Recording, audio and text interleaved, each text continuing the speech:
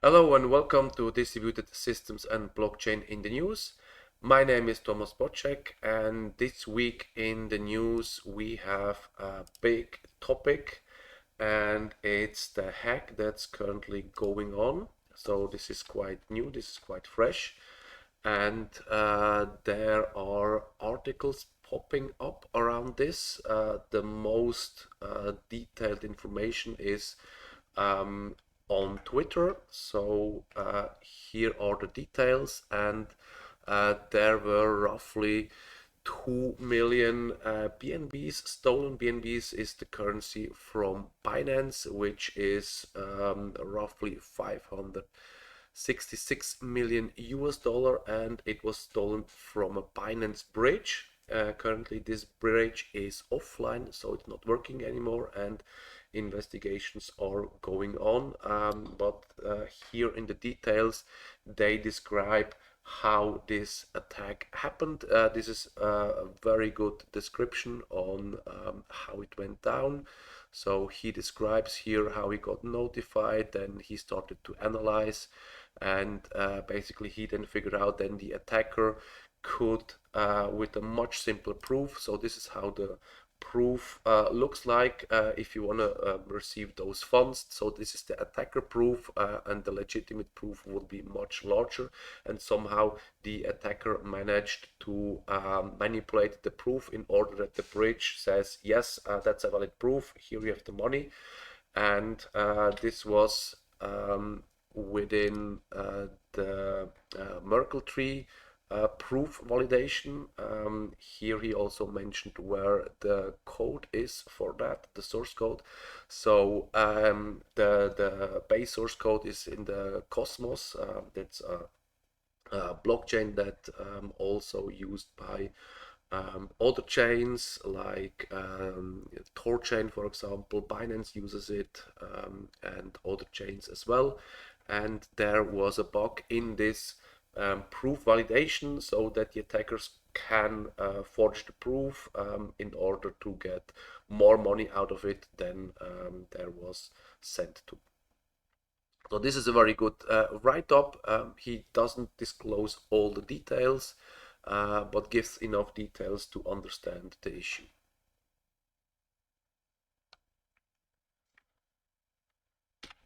So this story will for sure continue, and I will update next week on how it evolves, what's happened afterwards. Was the funds returned? Was it stolen? Where was it transferred? So this will happen in the next in the news session. Then another interesting article is this one here. It's about it's from Google Cash, since it's behind the paywall.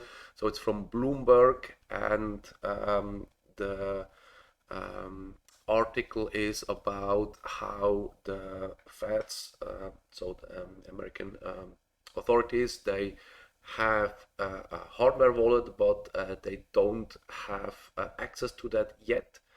And somebody else has the base key, so the other person can basically withdraw money. So the incident happened already some time ago.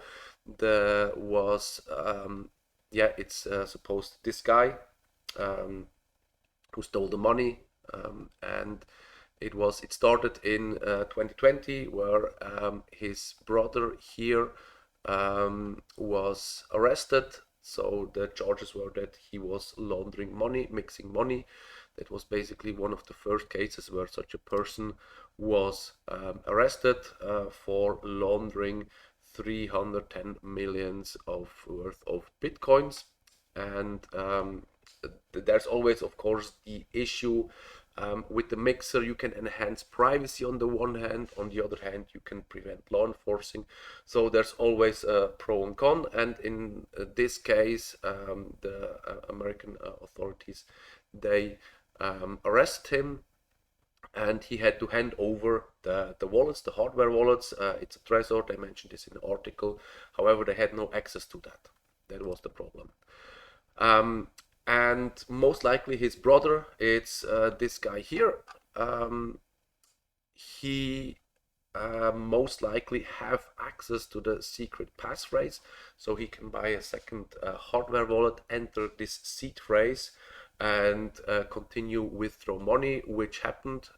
It was in total 519 bitcoins withdrawn and sent to a mixer.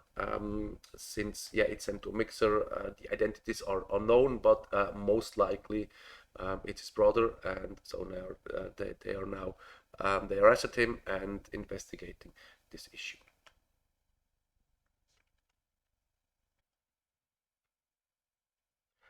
Next, we have an update on TerraLuna. I mentioned it last week that the founder of TerraLuna, Do Kwon, he was searched by Korean officials, and now he's ordered to return his passport, which is this article here, and um, 6 other employees from the Terraform labs where they built TerraLuna. They also got this order. However, Do Kwon still says he was not contacted by any authority regarding any investigation. So it's still cat and mice, and let's see what's happening next week.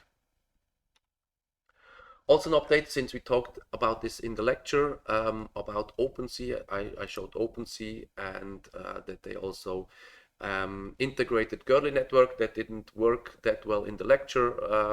I will investigate this a bit further, but the newest feature is now you can list and buy up to 30 items in one go, so it's not sequential. Now you can do it in bulk. So that's just an update that this platform is still evolving, and most likely we will see new features in the future as well. Another interesting article is about the Swiss National Bank. It's also here on Cointelegraph. They mentioned that they can actually help the DeFi space with the central bank digital currencies, CBDCs, so stable coins issued by a central bank, for example, like the SNB. And one interesting quote I want to mention here is that one of the officials said algorithmic stablecoins would also not entail counterparty risk. So he was about that if you use central bank stablecoin, then you would not have a counterparty risk as it would be with the algorithmic stablecoin. But he mentioned so far we have not seen successful algorithmic stablecoins, and currently with the TerraLuna collapse, we have seen that the algorithmic stablecoins indeed do not work well, and there are even articles mentioning that it doesn't work at all if there's not continuous external funding. This article, very interesting article to read. He also shows a proof that you actually need continuous funding from the outside world. So this ecosystem must provide an incentive for the outside world to put money in it. And if this is not the case, then the stablecoin will fail, as happened with TerraLuna. Very nice article, and explains in detail why an algorithmic stablecoin or what are the flaws of an algorithmic stablecoin. Then the next article is about 3 arrows. I mentioned also this last week in combination with the Voyager. This is a crypto lending company, and one of the biggest customer of Voyager was 3 Arrows Capital, and here it's about their NFTs. They have over 300 NFTs that they want to sell or need to sell, and those 300 NFTs have a value of roughly 35 million US dollar, so roughly 100k per NFT. That must be some very expensive NFTs, and in the current markets I'm not sure if they can reach this price. But yeah, this is just mentioning since I talked about this last week, and also in the lecture we talked about NFTs.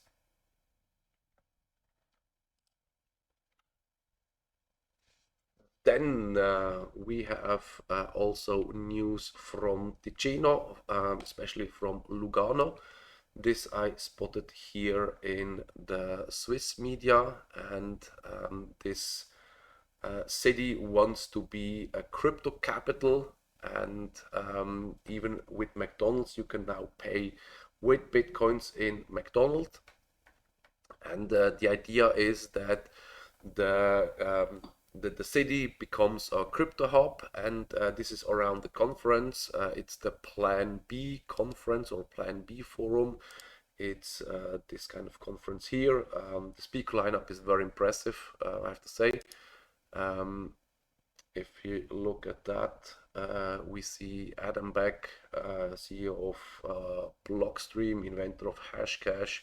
Nick Szabo, he's the father of smart contracts because he was talking about it before even Ethereum was a thing. So many high-profile names. So this will be a very interesting conference for sure, and it will happen in Lugano on the 28th and the 29th of October.